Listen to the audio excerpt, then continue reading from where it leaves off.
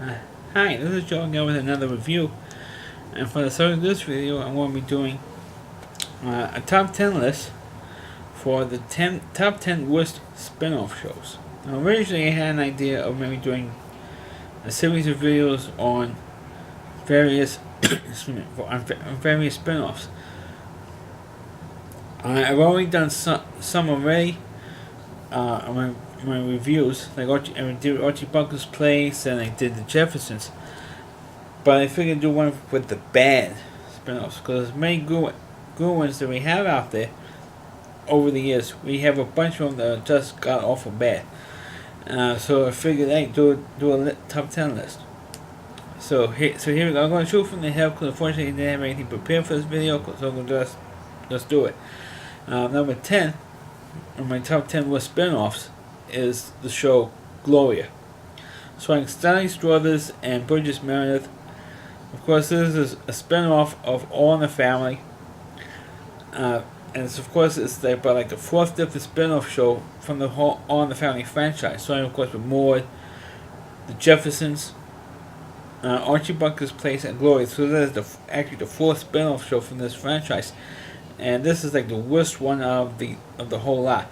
It does start off with Sally Struthers. It was an episode where she came over for Thanksgiving, visit Archie I think it was for Thanksgiving or Christmas or something, and I found out that they were actually going to get divorced. I know they did this plot point in the previous episode when the show was still called All in the Family, but now it's official that they're going to get divorced, and so Gloria didn't know what to do with herself, so she was like driving along and she came across had a job opportunity. He worked for this vet, and the vet was played by Burgess Meredith, who was just coming off of doing the Rocky movies. So you have two pretty decent actors, but unfortunately the show stunk. It was horrible. The reason why I put it so low on my list is because of the two actors. I like Sally Struthers. I also like Burgess Meredith, so that's why I put it down at 10. Number 9 for my worst spin-off list is, of course, the show So Joey from Friends. Technically, I should put this high on my list, but since Friends has gotten such a huge deal, I was never a fan of the television show Friends. But the spin-off, they decided to give Matt LeBlanc, who played Joey, his own show, and it turned out to be a total bust. It didn't even last half a season. That's a bad. You know what? A spin-off is bad. It doesn't even last half a season. Number 8 on my list, I'm picking the show Flow, which is a spin-off of the show Alice. Now, if you've seen my Alice TV show review, you know why the show was spun off. Polly Holliday, who played Flo, stole every scene she was in on Alice. And Linda Lavin was jealous of her because she was getting the big laugh, because Alice was supposed to be a vehicle for Linda Lavin. But unfortunately, everybody remembers Flo because of her lines telling everybody kiss my grits, and she was like a floozy on the show. She was like a man chaser and all that stuff. So Linda Lavin got jealous of her and forced her off the show and create her own show. And to everybody's chagrin, the show was a bust, which made Linda Lavin very, very happy about it. The show turned out to be a bust. But this show is low on my list because I like Polly Holliday. I'm a fan of her. I'm still a fan of hers. Of course, she became a whole new generation of fans when she appeared on Home Improvement. So that's number 8 on my list. Number 7 for my worst spin-offs is the show ENOS. Of course, not many people know about this show. This show was the spin-off of the Dukes of Hazzard. And of course, Enos was one of the more popular characters on the show, and it gave him his own 1 hour. It was a 1 hour show, and it was Enos who left Hazard County because I guess he got tired of all the corruption going on with Boss Hogg and with Sheriff Coltrane there, James Best. I gotta love James Best. He was really great in that role. So he left and he took a job in the LA Police Department. And the thing that was kind of silly for me is that he was in an undercover car. ENOS was, but he was with a black partner, which is kind of unique because as he's from the South, as old Southerners were racist with the Klan and everything. So they loved ENOS with a black partner. And the stupid thing from my point was, like I said, they were in a undercover car, not a standard black and white police car in LA, because in LA they have black and white police cars out there. So instead of being in black and white, they were in a plain sedan, an undercover car, and both of them were in uniform the whole time. So it doesn't really work. So that part didn't work. But I didn't think the show was as bad as everybody said it was. It's just that I'm trying to give him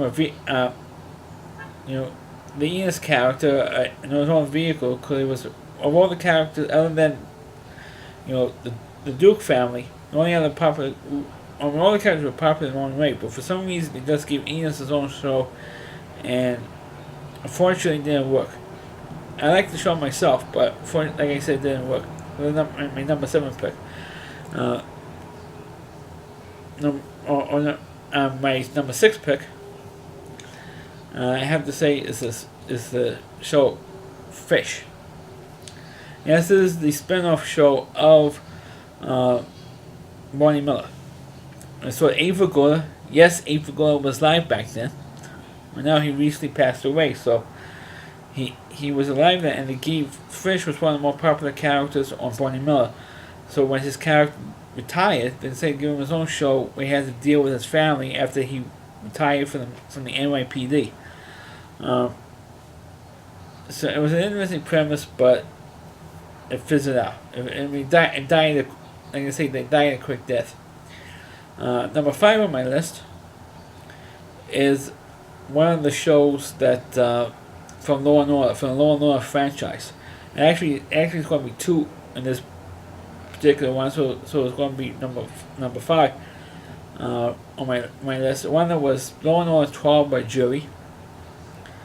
And I think that was another show. I forgot what the actual subtitle of it was, but I'll explain what it is later in a minute.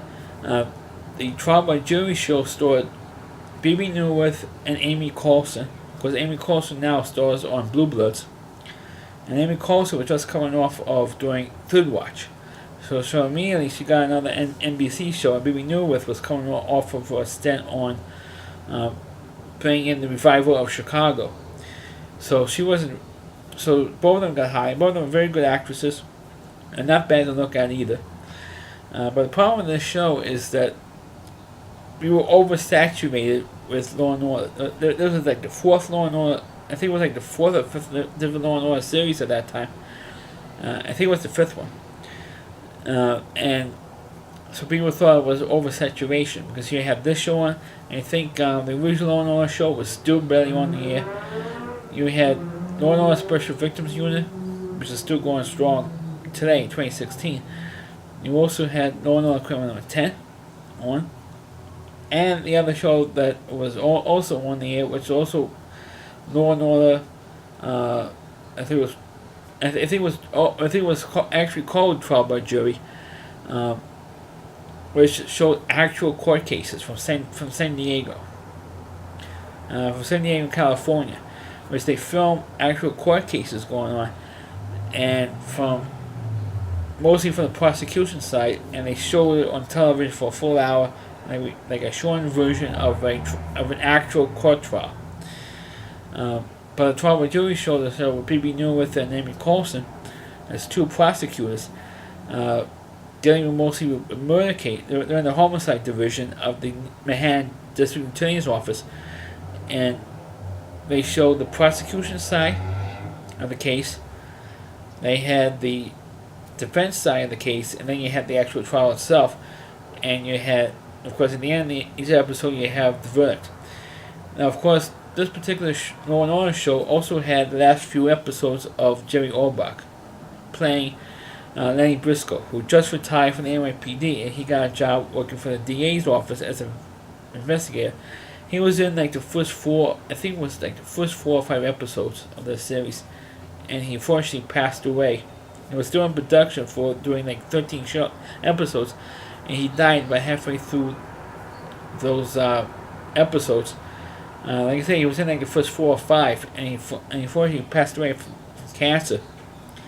So that kind of put a damper on the show, because you're seeing a guy dying of cancer on the screen, because his voice was going, because you could barely understand what he was saying, because his voice was so low, because he was sick of cancer and dying of it. So they put a damper on that show, and of course I think they kind of hurt the show because of all the bad publicity they got over Jerry Orbach's death, and they showed those episodes, and so it gave the show a bad, and not just bad vibes, but it gave you a bad mojo because of what happened with Jerry Orbach. Number 4 on my list is of course one of my infamous spin-off shows, which is of course Jolene Loves Chachi, which is the other thing about this one is the better, because Happy Days also had a pretty good string of successful spin-offs. I mean, they had Laverne and Shirley, which also ran not nearly as long as Happy Days was, because Happy Days ran for 11 years, but it also had a very successful one on television. You also had Mork and Mindy, which ran for like 4 years. So you had 2 successful spin-offs, and so when they made Jolene Loves Chachi, it was just awful. I mean, it was horrible. I mean, the only thing they had was a theme song, and that's it. And seeing Aaron Moran on TV, I mean, you can't complain that I'm not watching her, because she was a babe at that time.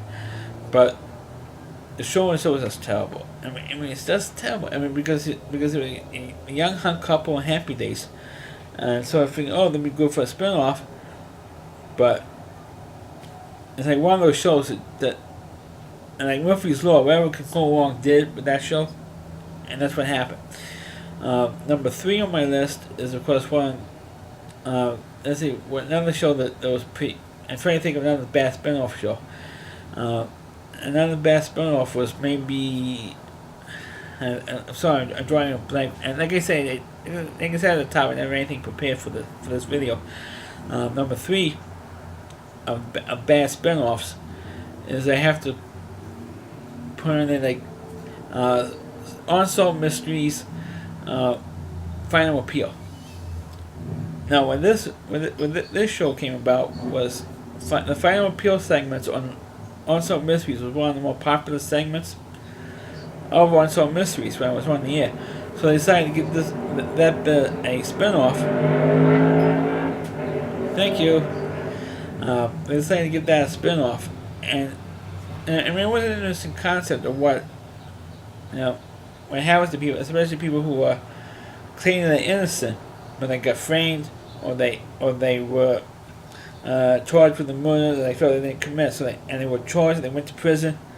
They were found, convicted actually, and that show I think kind of helped with the Innocence Project. I mean, that's what the Innocence Project is: lawyers working to free people who are on the death penalty or other cases. And I think they got inspired by this show, even though the show didn't last very long. But to make a spin-off of Unsolved Mysteries, it's really, I feel it's really kind of silly. But it was successful the way it was, for what they had. My number 2 was spin-offs is, of course, I have to pick Golden Palace. And there's a show on it, but Golden Palace, which is a spin-off of the Golden Girls. Now, of course, this show was just horrible.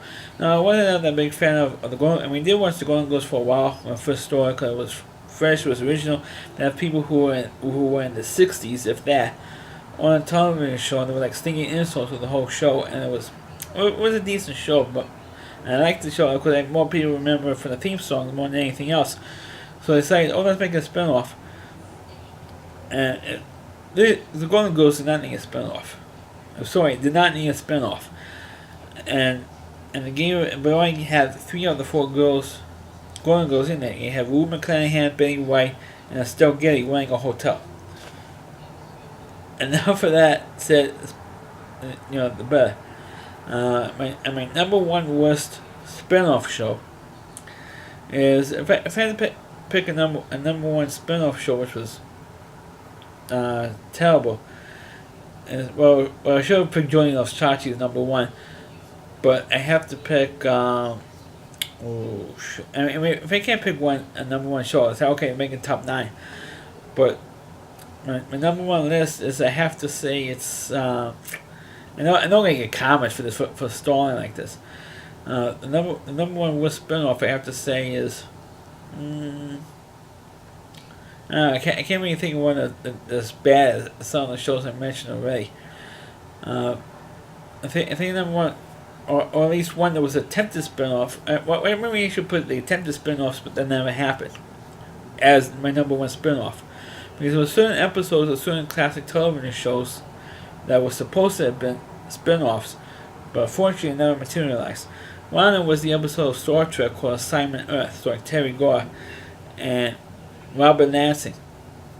For some, and if you want to see what I'm talking about, you can see the Assignment Earth episode. It does end with Spock saying to him, "I'm sure that you guys will have plenty of great adventures in your future." But unfortunately, the people at being Paramount never made an actual series out of that. It would have been really interesting, really fun to see a young Terry Gore. Of course, more famous for being in Tootsie and Mr. Mom in the 80s. To do that. That show never came about. I don't know why. Just never came about. Another spinoff that could have happened but didn't was one of the few shows that was surprised it didn't have a spinoff, was Family Ties. Because you could have had a spinoff with Alex in New York. As the last episode, moved to New York to be a real famous working on Wall Street guy. That show, that could have been too similar to the movie Wall Street. That's probably why it never came about. It would have been interesting to see Michael J. Fox's own show, but he didn't get one until like maybe roughly almost 10 years later when he was working on Spin City. But there was plenty of other bad spin-offs. I know I only did 9, and it's at promised 10, but I'm sure after I finish this, click off the recording, I'll probably think of plenty. But there's plenty of bad spin-offs, and God forbid they have more spin-offs down the pike. But just while the number one spin-offs. Well, actually, I do have a number one spin-off. That's what I have now. See, I almost blew it. And that's sitcoms based on movies, which is horrible. Now, I probably will do maybe something online, do videos of these shows. Now, the worst television shows that were ever made were made based on a movie, because the movies were so popular. So, let's make a TV show out of this.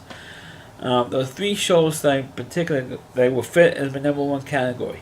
And it's League of Their Own, The Bad News Bears, and Working Girl. Those 3 shows were in the number one category for spin-offs from movies. Because the League of Their Own, of course, everybody knows the movie League of Their Own. Check out my review if you haven't seen it.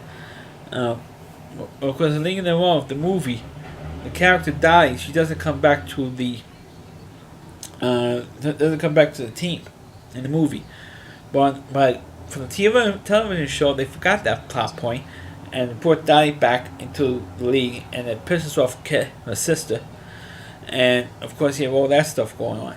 And of course, in the movie, in the bar that was mentioned in the movie, the Suds Bucket was featured prominently in this show, in the TV show, and it was pretty bad, got awful bad. And they took a great movie and they ruined it by making a television show out of it.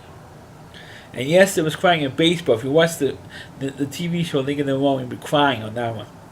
The other TV show that's based on a movie was The Bad News Bears. As the first movie, but the only thing notable in this movie, you had Jack Warren playing the Buttermaker character, and you had Catherine Hicks.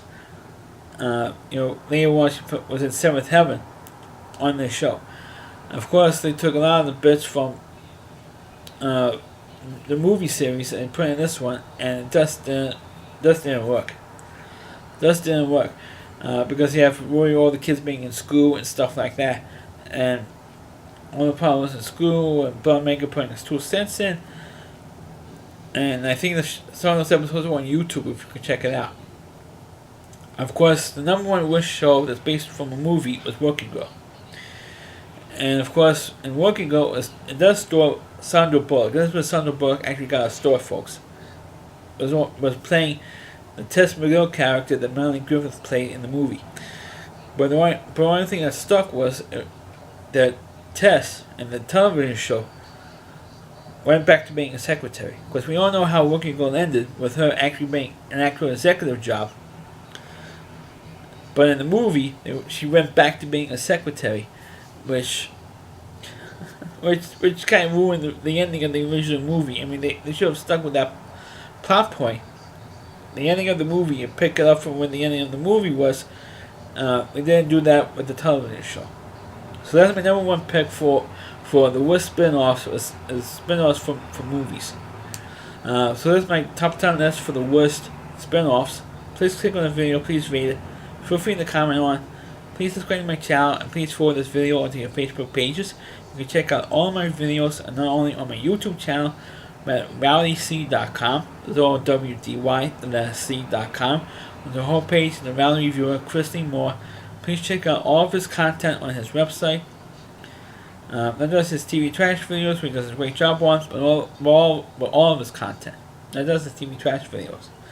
Thanks for watching, and catch you next time. And to all my subscribers, and to all my viewers of my videos, have a very happy Thanksgiving. And try not to eat too much. And try not to shop too much either. Thanks for watching. Catch you next time.